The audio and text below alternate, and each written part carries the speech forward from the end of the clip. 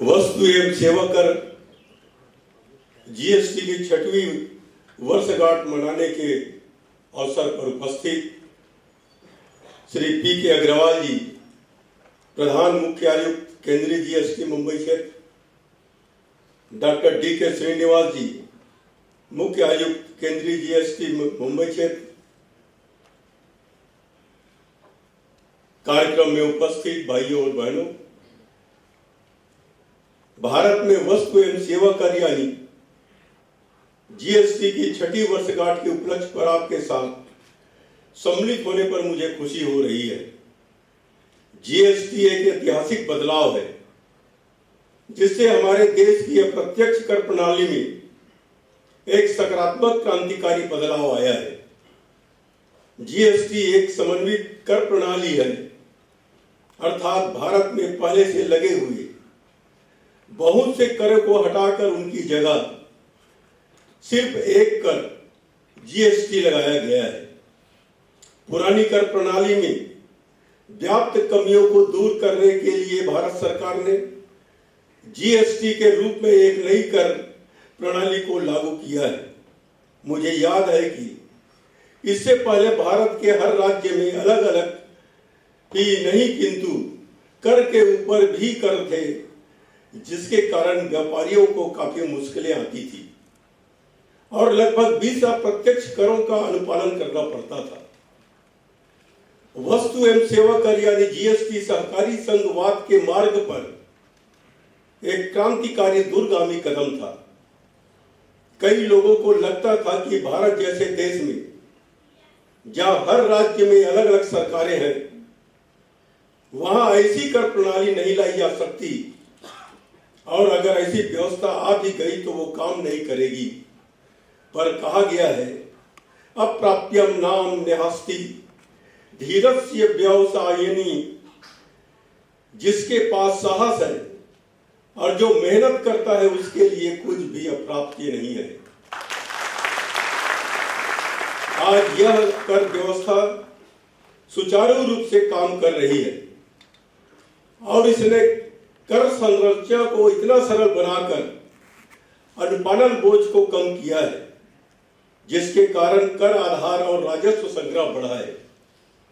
GST के लागू होने पर पूरे भारत में जहां लगभग 60 लाख पंजीकरण थे, वह अब 1.5 करोड़ के पार हो गए हैं।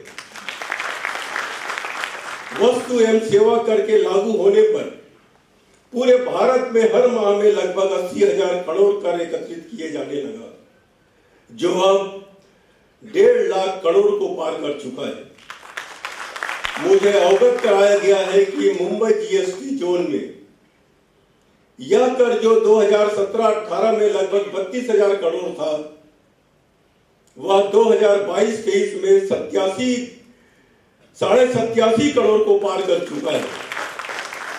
इसी के साथ मुझे यह बताते हुए खुशी हो रही है कि महाराष्ट्र राज्य जीएसटी ने 2017-18 में 41,462 करोड़ कर एकत्रित किया था। 2022-23 में वह 1,04,000 करोड़ को पार कर चुका है। इसी के साथ जीएसटी पंजीकरण 2017-18 में 2,25,000 था, वह भी 22-23 में 3,23,000 को पार कर चुका है। जीएसटी का यह सफर दर्शाता है कि कैसे यह परिवर्तन कितना फायदा सफल रहा है। इस कर प्रणाली में उत्पादन की जगह उपभोग पर कर लगता है, इसमें कर के ऊपर कर नहीं लगता। पूरी तरह से ऑनलाइन सिस्टम होने के कारण इसमें भ्रष्टाचार की संभावना काफी कम हो जाती है। कोई भी सरकार मनमाने नहीं कर सकती। वस्तु एवं सेवा कर व्यापक गंतव्य आधारित बहुस्तरीय कर है, जो अप्रत्यक्ष रूप से वस्तु एवं सेवाओं के उपयोग पर लगाया जाता है। जीएसटी से केवल अर्थव्यवस्था और समाज को ही नहीं, बल्कि लगभग सभी क्षेत्र के लोगों को लाभ हुआ है, जिससे प्रतिदिन इस्तेमाल होने वाली वस्तुओं के कर की दरों में कमी आई है। इसके साथ साथ सरकार की आमदनी में भी वृद्धि हुई है, जिससे शिक्षा, स्वास्थ्य, परिवहन आदि सेवाओं में सुधार हुआ है। हर प्रकार के व्यवसायियों को लाभांश प्राप्त हुआ है। हर राज्य के अलग अलग करों एवं चुंगियों से छुटकारा मिल गया है और कारोबार एवं मुनाफों में वृद्धि हुई है। जीएसटी एक गतिशील एवं विकसित हो रही कर प्रणाली है, जिसमें बदलती आर्थिक परिस्थितियों से उत्पन्न होने वाली चुनौतियों और अवसरों का समाधान करने के लिए लगातार सुधार किया जा रहा है। अपने कार्यान्वयन के बाद से जीएसटी में व्यवसायियों के सामने आने वाली चिंताओं और चुनौतियों का समाधान करने के लिए कई सुधार हुए हैं। सरकार जीएसटी ढांचे को अधिक कुशल एवं व्यापार अनुकूल बनाने के लिए फीडबैक लेने और आवश्यक बदलाव करने में सक्रिय रही है। ई चालान प्रणाली, क्यूआर कोड और सरलीकृत रिटर्न फाइलिंग प्रक्रियाओं की शुरुआत सही दिशा में उठाए गए कदम है, जो जीएसटी प्रक्रियाओं को और अधिक सुव्यवस्थित करते हैं। जीएसटी परिषद, जो एक संघीय निकाय है जिसमें केंद्र और राज्य सरकारों के प्रतिनिधि शामिल है, जीएसटी दरों, नियमों और प्रक्रियाओं की समीक्षा और संशोधन करने के लिए नियमित रूप से बैठक करते हैं। केंद्र एवं राज्य सरकारें मिलकर लघु उद्योग एवं उद्यमियों को प्रोत्साहित करने के लिए कारोबार में रियायत दे रही है। जीएसटी ने व्यापार को सरल बनाने के साथ साथ पारदर्शिता और जवाबदेही को भी बढ़ावा दिया है। भ्रष्टाचार और कर चोरी को कम करके वैश्विक बाजार में हमारे उत्पादों और सेवाओं की प्रतिस्पर्धा को बढ़ा दिया है। जीएसटी ने आवश्यक वस्तुओं और सेवाओं पर कर दरों में कमी करके समाज के गरीब और कमजोर वर्गों को राहत प्रदान की है। जीएसटी एक ऐसा कर है जो ईमानदारी और अनुपालन को पुरस्कृत करता है, बेईमानों और चोरों को दंडित करता है। यह एक ऐसा कर है जो एक राष्ट्र के रूप में हमारे मूल्यों और आकांक्षाओं को दर्शाता है। यह एक ऐसा कर है जो हमारे नए भारत के निर्माण को शक्ति प्रदान करता है। जीएसटी दिवस न केवल कर सुधार का उत्सव है, बल्कि एक राष्ट्र के सामूहिक प्रयास और दृष्टिकोण का भी उत्सव है। यह प्रगति के प्रति हमारी प्रतिबद्धता और परिवर्तन के अनुकूल ढलने की हमारी क्षमता का प्रमाण है। आइए हम इस दिन को संजोए और एक मजबूत और अधिक समृद्ध भारत के निर्माण के लिए अपने समर्पण को नवनीत करें।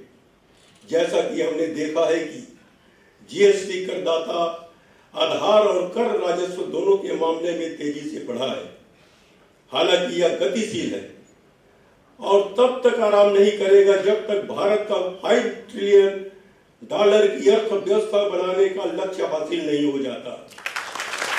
जीएसटी की प्रकृति इस प्रकार है, सीढ़ियां मुबारक हो जिन्हें छत तक जाना है, तेरी मंजिल तो आसमान है, रास्ता मुझे खुद बनाना है।